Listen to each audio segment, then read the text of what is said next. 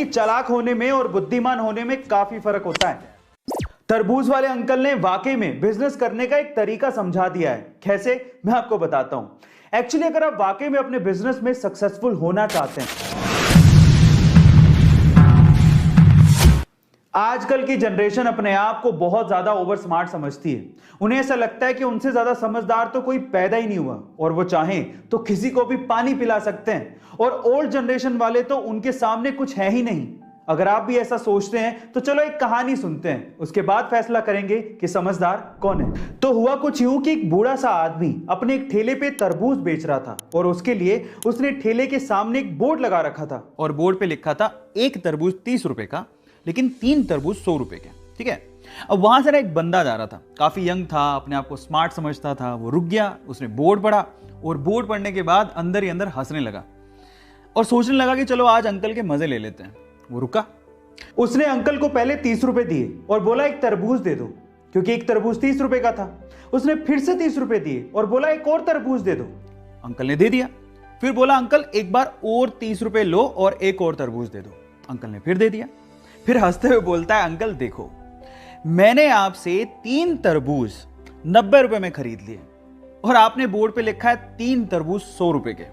Uncle business धंधा वंदा आपके बस की बात नहीं है, इसे बंद कर दो, घर जाओ। अब अंकल ने ना जो उसके बाद जवाब दिया वो बहुत मजेदार है, मुझे बड़ा मजा आया सुन के। अंकल मंद मंद मुस्कुराते हुए बोला, बेटा आजकल के बच्चे बड़े स्मार्ट हैं, वो चाहें तो एक तरबूज खरीदने आए थे, वो एक तरबूज खरीद के निकल सकते हैं, या फिर सीधे भी निकल सकते हैं, लेकिन मुझे बिजनेस सिखाने के लिए और मुझे अनपढ़ साबित करने के लिए वो मुझसे 3 तरबूज खरीदते हैं। तरबूज वाले अंकल ने वाकई में बिजनेस करने का एक तरीका समझा दिया है। कैसे, मैं आपको बताता हूं। एक्चुअली अगर आप वाकई में अपने बिजनेस में सक्सेसफुल होना चाहते हैं, और अगर आप ये चाहते हैं कि आपके कस्टमर आपसे लॉयल रहें, आपकी शॉप पर बार बार आते रहें और कहीं ना जाएं, तो एक चीज आप अपने दिमाग में डाल लीजिए।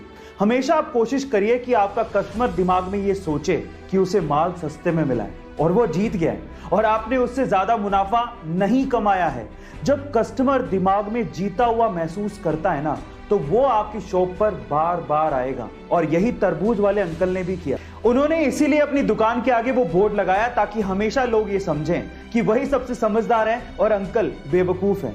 Now moral of the story, देखिए ऐसा है कि चालाक होने में और बुद्धिमान होने में काफी फर्क होता है।